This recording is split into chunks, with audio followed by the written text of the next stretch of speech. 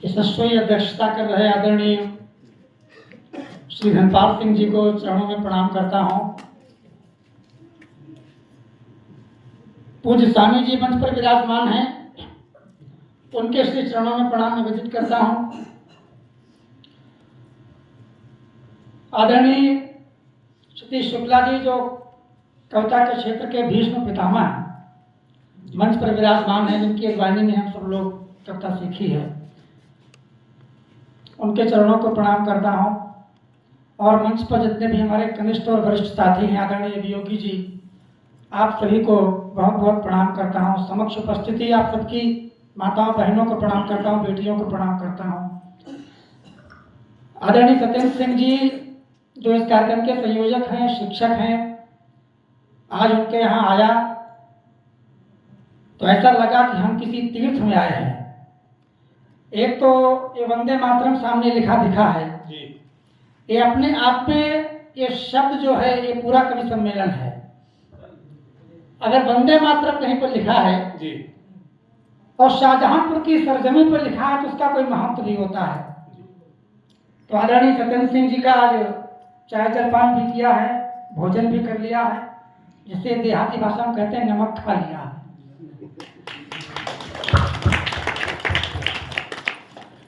तो ये मैं समझता हूँ कि भगवान ने मुझे भेजा है प्रसाद ग्रहण करने के लिए। मैंने आज भोजन नहीं प्रसाद प्राप्त किया है। इस प्रसाद को पाया है तो कुछ अच्छा करेंगे ऐसी मुझे उम्मीद है। और किसी निमित्त बहाने से ही ईश्वर किसी को भेजते हैं, तो निवादा डाह की सरजमी पर मुझे भी इसी निमित्त भेजा है सत्येंद्र जी के यहाँ पर। मैं यहाँ आया, इनकी बेटियों के बारे में सुना, मैं उनकी दोनों बेटियों को, देवियों को प्रणाम करता हूँ। उनका सुनकर के मन आह्लादित हो गया, गदगद हो गया। वे इनकी बेटियां हैं लेकिन हमारे देश की बेटियां हैं, पूरा देश को उन पर गर्व करता है।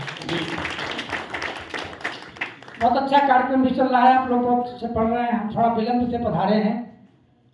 समक्षाचार्य जी विराजमान हैं, ये खुटार में भी हमको सुने हैं, इससे पहले भी बड़ा अच्छा लगता है।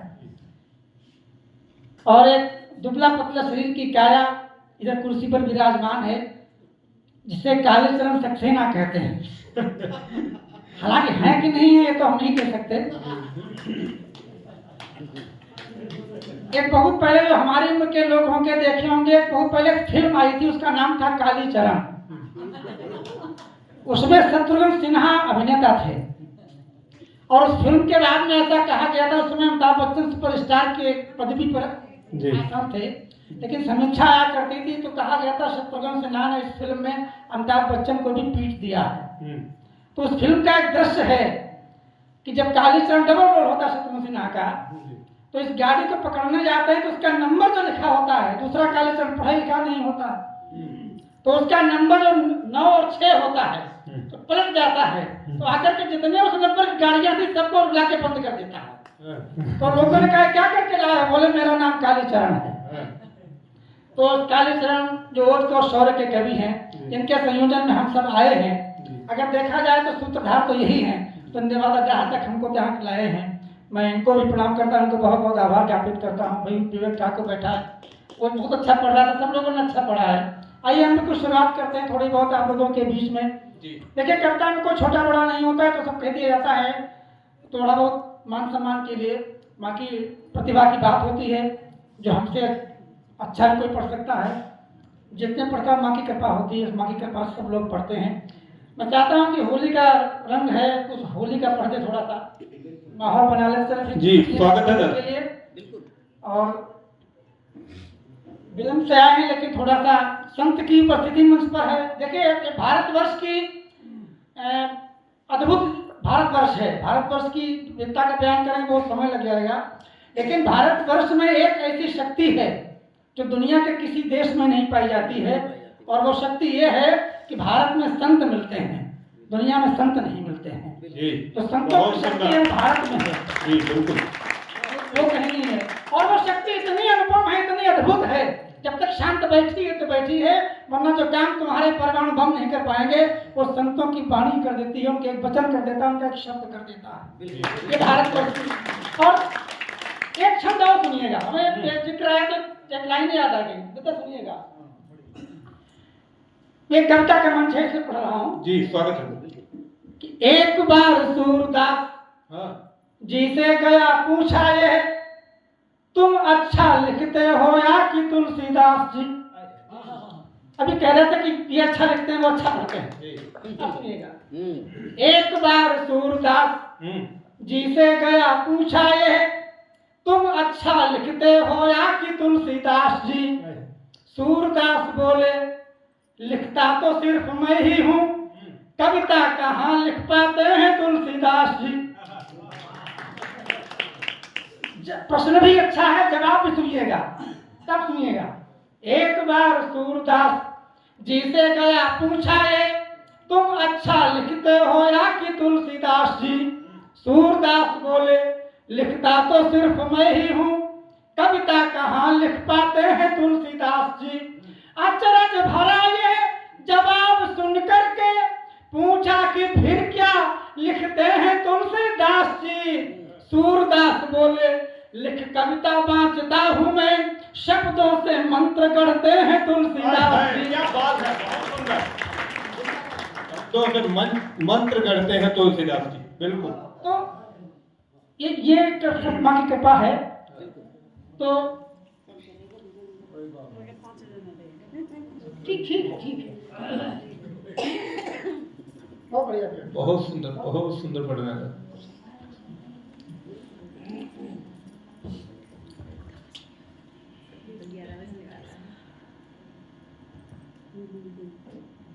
अब 11 बजने वाला है तो समय तो अपना काम करेगा ही, उसे बजने दीजिए। समय को रोकने की ताकत आपके हाथ में नहीं, हमारे हाथ में नहीं है। अब कुछ अनमोल समय दिया है, तो साल में कहीं पहली बार कभी सम्मेलन हो रहा है, इतने दूर से लोग आए हैं, उनको थोड़ा बहुत सुन लीजिए, सुन लीजिए और बाद में समीक्षा भी करिए कि ठीक ठाक पढ़ा कि नहीं पढ़ा। और क्या, ऐसा थोड़ा है कि आप लोग पढ़े लिखे नहीं, सब पढ़ते हैं। और देखिए, ऐसा एक हिंदी एक ऐसा विषय है जिसको अनिवार्य विषय माना जाता है। इंग्लिश मीडियम स्कूल में जाओगे तब भी पढ़ने को पड़ेगी, और हम लोग उसी भाषा को लेकर के चलते हुए भाषा की वकालत कर रहे हैं। और हिंदी का बताया आपको सत्येंद्र सिंह जी, आप शिक्षा क्षेत्र से जुड़े, हम भी छोटे मोटे अध्यापक ही हैं।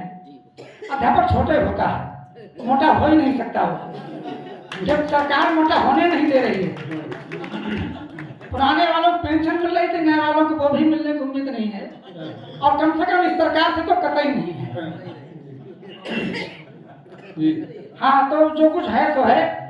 तो एक अंग्रेजी प्रेमी मिल गया, तो उसे अपनी भाषा पर गर्व था। तो मैंने उससे कहा, मैंने कहा देखो ऐसा है, तुम्हारे पास 26 अक्षर की पूंजी, हमारे पास 53 अक्षर की पूंजी, तुमसे दोगुनी पूंजी तो हमारे पास है।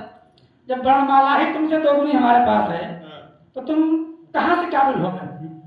और तुम उतना ही छोटे से काम चलाइए। जैसे एक कमरा छोटा सा बना है, उसी में किचन बनी है, उसी में सोते भी हैं, उसी में नहाते भी हैं, उसी में खाना बना लेते हैं।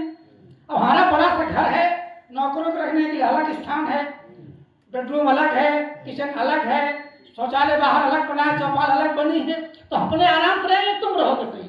हमने कहा हमारे पास पूंजी तुमसे ज्यादा है। तो उसकी बात अंग्रेजी वाला समझता कहाँ इतनी जल्दी है। तो हमने कहा देखो, तुम्हारी हमारी भाषा जो है हिंदी, अपनी हिंदी भाषा में 2 शब्दों को 2 बार कहिए।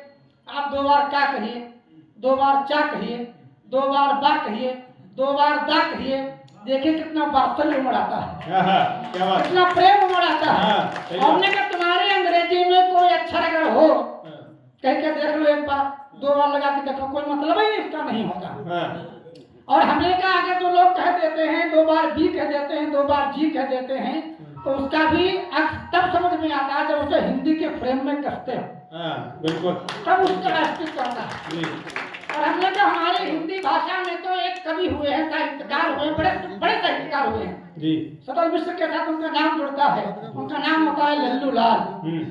हमने कहा पूरे नाम में एक ही अक्षर है, एक ही अक्षर से पूरा नाम लिखा गया, लल्लू लाल। हमने तुम्हारी अंग्रेजी में दम हो, एक अक्षर से पूरा नाम लिख के लिखा। कहाँ से करता है भाई? हमने कैसे हो पाएगा? अच्छा, आपने विज्ञापन देखा होगा आइडिया, पहले अब तो बंद हो गया आइडिया, तो आपने देखा होगा उसमें आई की हिंदी जो होती है वो ऊपर की बजाय नीचे लगा दी। ऐसे लिखी, नीचे बिंदी लगा दी हाँ। और लिख दिया, बिंदी ऊपर की बिंदी को नीचे लगा दिया, फिर लिख दिया व्हाट एन आइडिया। तो मैंने कहा देखो भाषा की दुर्गति देखिए, व्हाट एन आइडिया। मैंने कहा तुमने हिम्मत है तुम्हारी हिंदी अपनाओ, बिंदी हटा कर दिखाओ। हटाने से अर्थ का अनर्थ हो जाएगा, तुम्हारा सारा प्रयास व्यर्थ हो जाएगा। और हमने कहा एक बात और सुन लो, तुम जब अंग्रेजी पढ़ाते हो स्वर और व्यंजन, हमने कहा ए और ऐन का प्रयोग, तो उसमें क्या पढ़ाते हो? ऐन का प्रयोग वहां करिए जब शब्द का उच्चारण हिंदी के स्वर से हो, और व्यंजन का प्रयोग वहां करिए जब शब्द का उच्चारण हिंदी के व्यंजन से हो। हमने ए और ऐन स्वरों को पढ़ाने के लिए भी हिंदी के स्वर उधार में लेते हो, और फिर भी कहते हो हम तुमसे बड़े हैं। क्या बात है, बहुत सुंदर दादा, बहुत सुंदर। एक बार जोरदार तालियां हो जाए मातृभाषा हिंदी के सम्मान के लिए। बहुत तालियां आपने गलत बजाई, तालियां तो आगे बजाइए, हमारी आप सुनिएगा पूरे आराम से जी। हम ऐसे बोलेंगे, बतलाएंगे, आप थोड़ा सुनिएगा। हाँ, ये बच्चियां जाने का मन कर रही थी, अब जाने का मन नहीं करेगी कम से कम, इसीलिए तो हम। हाँ सुनिए, तो हमने कहा देखो हमारे यहाँ हमने कहा हमारे यहाँ अक्षर तुम्हें सुना दें कविता तो लगेगा। हमने कहा हमारा क्या होता, चाची चूले लालू लीलू डाडी डूडे हाही गूहे। बोलिए क्या है? हमने कहा कविता। हाँ।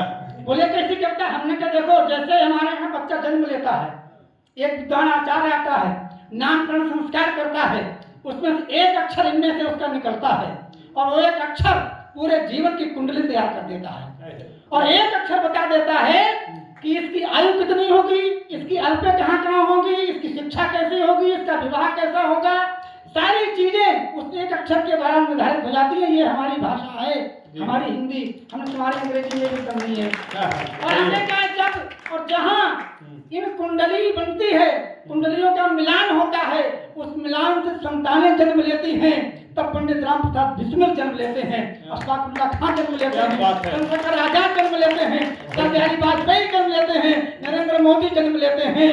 और जहाँ कुंडलियों का मिलान नहीं होता है वहाँ राहुल गांधी और अरविंद केजरीवाल जैसे हैं। बहुत सुंदर, बहुत सुंदर।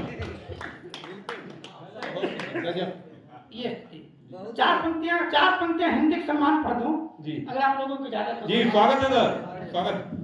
कि जिस भाषा ने संस्कृति का सतत विकास किया है, और जिस भाषा ने संस्कृति का सतत विकास किया है, और जिस भाषा ने अपरिमेय सबको विश्वास दिया है, और जिस भाषा ने रीति नीति ढंग से सबको समझाई, और जिस भाषा ने मन के भावों को दे दी गहराई, और जिस भाषा ने संस्कार से निज अनुबंध किया है, और जिस भाषा ने मानस जैसा हमको ग्रंथ दिया है, और जिस भाषा से सूर कबीरा तुलसी और रसखान, और जिस भाषा का है जग में निश्चित ऊंचा स्थान, और उस हिंदी भाषा की खातिर हम घर से निकले हैं, और वास्ते शायद हम तुम इसीलिए आज मिले हैं, और वास्ते शायद हम तुम इसीलिए आज मिले हैं। और उस भाषा के चरणों में वंदन है, अभिनंदन है, उस भाषा का चंदन सबके माथों पर चंदन है। मैं अपनी हिंदी भाषा के लिए एक वकालत लेकर लेता हूं कि अगर हम नहीं करेंगे तो हिंदी और संस्कृत को लोग समझेंगे कहाँ। लेकिन मैं दावा करता हूं जब तक ये देश है, जब तक हमारी भाषा है, जब तक हम हैं, जब तक ये कवि सम्मेलन है, आप जैसे लोग हैं, न हिंदी मरेगी न संस्कृत मरेगी। उसके चरणों में वंदना करके हम लोग कविता करना सीखते हैं। ये शाहजहांपुर की सरजमीन पर कवि सम्मेलन हो रहा है। शाहजहांपुर जनपद साहित्य की त्रयी के लिए जाना जाता है, क्रांति की धरा के लिए जाना जाता है। अगर यहाँ पर दामोद क्या कहते हैं शहीद अशफाकुल्लाह खां, पंडित राम प्रसाद बिस्मिल, ठाकुर रोशन सिंह की सरजमी जानी जाती है, तो आदरणीय दामोदर स्वरूप विद्रोही, दादा राज बहादुर विकल और अग्निवेश की त्रयी भी जानी जाती है शाहजहांपुर की धरती। शाहजहांपुर में जो जन्म लेता है वो बड़ा ही खतरनाक होता है। शाहजहांपुर में जो जन्म लेता है वो बड़ा ही खतरनाक होता है। शाहजहांपुर में जो पलता बढ़ता है वो बिल्कुल आग होता है। और मेरे कहने का मतलब गलत मत लेना साथियों, क्योंकि बिस्मिल या तो बिस्मिल या रोशन या फिर अशफाक होता है। क्या बात है, बहुत बड़ी पंक्ति, बहुत सुंदर, बहुत सुंदर। अशफाक होता है।